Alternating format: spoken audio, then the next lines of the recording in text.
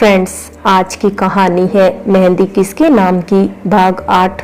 पिछले भाग में आपने पढ़ा कैप्टन सूरज राठौर दूरबीन से अपने टीम के साथ निरीक्षण कर रहे थे और तभी अब आगे रानी शोभित के पास खड़ी थी और आखिर शोभित आज उसे बताने वाला था वह इतने दिन कहाँ था। रानी की आंखें नम थी। शोभित के साथ इतना सब हो गया जैसे उसे अपने कानों पर विश्वास ही नहीं हो रहा था। शोभित सब कुछ रानी को बताकर कमरे से बाहर जा चुका था और रानी धम से बैठकर सोच रही थी, शोभित के साथ इतना कुछ हो गया और मुझे कभी पता भी नहीं चला।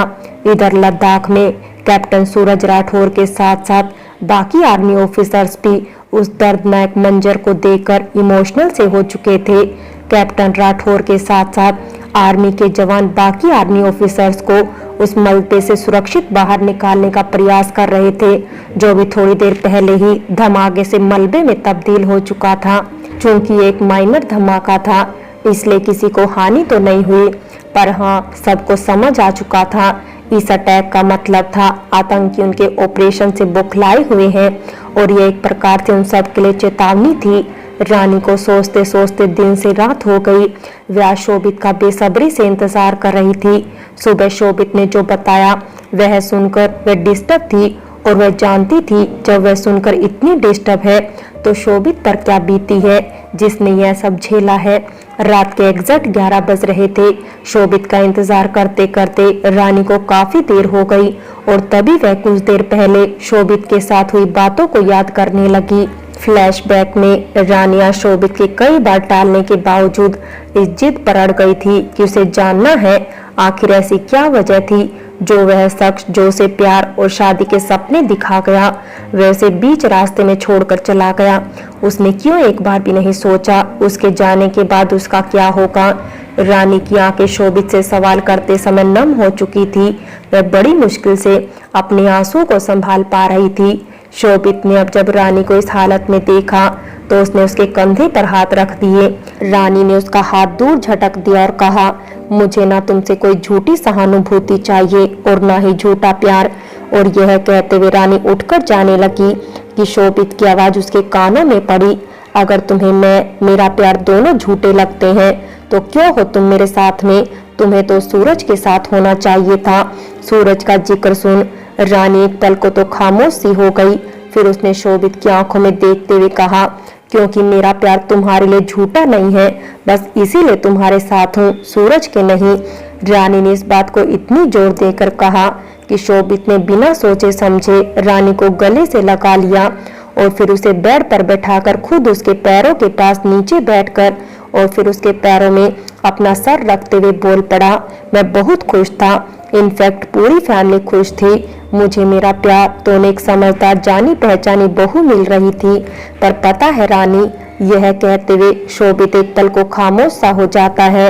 मेहंदी की रात मुझे आर्मी कैंप से बुलावा आया और जब मैं वहां पहुंचा तो मानो मुझे विश्वास ही नहीं हो रहा था। मैं और मेरे दो साथी जसप्रीत और विवेक पर बिना बात के आतंकवादियों से हाथ मिलाने की बात बोली जा रही थी। हमने कई दफा कहा, हम तीनों पेट्रोलिंग के लिए गए थे तो वहां हमें कुछ आतंकवादी दिखे थे। वे हमें देख भागने लगे तो हम उनका पीछा करते हुए कई किलोमीटर आगे चले गए। पर एक बात जानती हो रानी, आर्मी में देशभक्तों के साथ जितना अच्छा व्यवहार किया जाता है उससे भी बुरा देशद्रोह के साथ सलूक होता है। हमें कई कई घंटों तक यातनाएं दी गई और आखिर वही हुआ जिस बात का डर था। बात उड़ते उड़ते घर तक आ गई और पिताजी और दादाजी ने जब सीनियर ऑफिसर से बात की तो उनके सामने ऐसे ऐसे सबूत पेश किए गए कि उनकी नजर में भी हम ही गुनहगार बन गए और फिर लोक लज्जा के डर से उन्होंने मेरी शादी से 2 दिन पहले भाग जाने की बात बोली और वे सब खुद भी कहीं चले गए। रानी की यह पूछने पर कि कहाँ, शोभित तपाक से बोल उठा, वहां से निकलने के बाद मैंने पता लगवाया पर उनका कहीं पता न चल सका। रानी के मन में अभी भी बहुत सवाल थे पर शोभित तब तक पूरी तरह से इमोशनल हो चुका था, साथ ही रानी भी हो चुकी थी। इसलिए रानी ने बस उसे गले लगाते हुए सांत्वना देने की कोशिश की। इधर रानी शोभित का इंतजार कर रही थी और इधर जब शोभित के आने की आहट हुई तो वह दौड़ते हुए उसकी ओर जाने लगी, पर तभी उसका फोन बज उठा और जैसे ही उसने कॉल रिसीव किया, प्रकाश ने बताया लद्दाख में एक ब्लास्ट हुआ था। हालांकि किसी को चोट नहीं आई, पर इसे सब आतंकवादियों की बहुत ही भयानक धमकी से जोड़कर देख रहे हैं। रानी के मन में तो यह सब सुनकर सूरज के लिए चिंता सी होने लगी। एक पल को तो खामोश सी हो गई वो, फिर वह बोल पड़ी, सूरज ठीक है? प्रकाश से यह सुनकर मानो रानी की जान में जान आई। प्रकाश से बात करने के बाद और सूरज की सलामती की खबर सुनकर उसने राहत की सांस ली ही थी कि तभी शोभित की आवाज उसके कानों में पड़ी, तुम्हें सूरज की चिंता क्यों हो रही है? कहीं तुम्हारा और उसका? यह कहते हुए शोभित ने रानी की बाजुओं को जोर से पकड़ लिया था। शोभित की आंखों में गुस्सा इस समय साफ साफ देखा जा सकता था। उसने दांत किटकिटाते हुए कहा, ओहो, तभी तो मैं सोचूं, जो लड़की मुझसे इतना प्यार करती थी उसने आखिर मेरी खोज खबर क्यों नहीं ली? शोभित गुस्से से बोलता जा रहा था और रानी शौक होकर सब सुनती जा रही थी, क्योंकि तुम तो बिजी थी ना उस सूरज के साथ रंगरेलियां मनाने में। शोभित की बातें उसके मुंह में ही रह गई और एक थप्पड़ की आवाज पूरे कमरे में गूंजने लगी। थप्पड़ जो रानी ने शोभित को उसके कैरेक्टर पर सवाल खड़े करने के लिए मारा। शोभित अब उसके बाहों को छोड़ते हुए उसके सारे डेकोरेशन को खराब करते हुए गुस्से से कमरे के बाहर चला गया। रानी समय अकेली पड़ चुकी थी। वह फर्श पर बैठी विलाप कर रही थी। उसे आश्चर्य हुआ शोभित से ज्यादा अपने इंतजार पर। क्या यह वही शोभित है जिसका उसने इंतजार किया, जिसके लिए उसने किसी की भी परवाह तक नहीं की, जिसने उसके करैक्टर पर सवाल करने से पहले एक बार भी नहीं सोचा? क्या यह वही शोभित की असली पहचान? रानी जो थोड़ी देर पहले तक शोभित का बेसब्री से इंतजार कर रही थी, उसका सारा जोश मानो काफूर हो गया था और उसे कुछ समझ में भी नहीं आ रहा था। सुबह सूरज की पड़ती किरणों के बीच सुबह के 10 बजे जैसे ही रानी की आंखें खुली और उसने खुद को फर्श पर पाया, मानो रात की सारी घटनाएं उसके सामने किसी चलचित्र से चलने लगी। अब वह भारी हृदय और सूजी आंखों से किचन में पानी का जग लेने गई कि जग उसके हाथों से छूट गया और पूरे कमरे में पानी छिटक सा गया। उसकी नजर टीवी पर ठहर सी गई। न्यूज एंकर बोलती जा रही थी, लद्दाख और नॉर्थ ईस्ट के कई इलाकों में आतंकवादियों ने फिर पार की क्रूरता की सारी हदें। रात के 2 बजे जब सब शांत था तो जाने कैसे ये हमला हुआ। शहर के कई इलाकों के साथ साथ सेना के कैंप में भी चले गोली बारूद। सरकार की विफलता या आतंकवादियों की सफलता, जाने इस बुलेटिन पर एंकर न जाने ऐसे कितने ही न्यूज बोलती जा रही थी। रानी का दिल धक सा रह गया। तो वहीं रामचंद्र जी कॉल पर कॉल लगाकर हालात का जायजा लेने की कोशिश कर रहे थे। तभी अचानक रानी को याद आया, अरे शोभित भी तो लद्दाख में है। सुबह के मैसेज की बात याद आते ही वह कमरे की ओर गिरती पड़ती भागी और जैसे ही फोन उठाकर शोभित को कॉल करने की कोशिश करने लगी, नॉट रीचेबल सुनकर उसके दिमाग ने काम करना बंद कर दिया। इधर नॉर्थ ईस्ट और लद्दाख में हालत बद से बदतर हो चुके थे। जगह जगह पर हुए ब्लास्ट के पीछे सिर्फ लोगों की चित्कार छोड़ रखी थी। जिस भी जगह पर ब्लास्ट हुआ वहां से लोगों के रोने की करुण आवाज गूंजने लगी। आर्मी कैंप में भी कुछ ऐसा ही हाल था। मेडिकल टीम कैंप के अंदर घायल लोगों का इलाज कर रही थी तो शहीद हुए जवानों को देख बाकी आर्मी ऑफिसर्स की आंखें भी नम सी हो चुकी थी। सूरज, परनीत और वरुण भी नम आंखों से अपने साथी जवानों को देख रहे थे।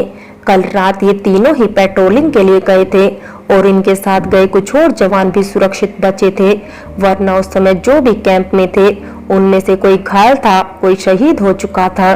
तभी सूरज की नजरें किसी चीज पर ठहर सी गई। उसमें जो लिखा था उसे देख उसका खून खोल सा उठा।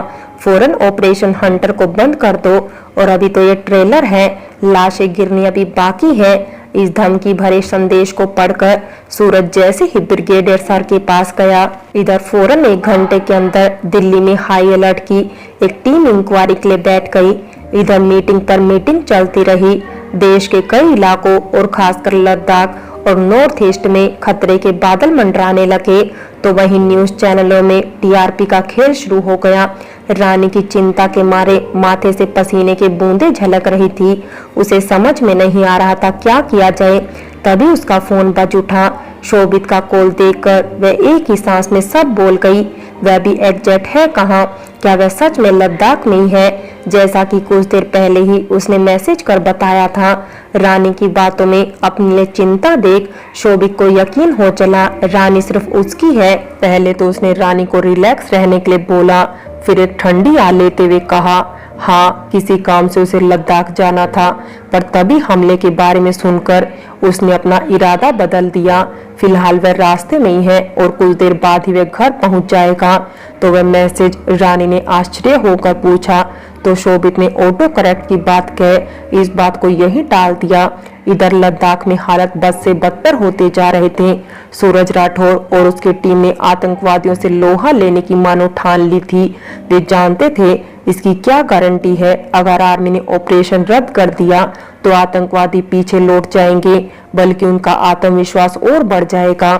आज यहाँ हमले हुए हैं, कल कहीं और होंगे, और यह सोचकर आर्मी ऑफिसर्स ने आतंकवादियों के ठिकानों को ढूंढकर उन्हें मौत के घाट उतारने का सोच लिया।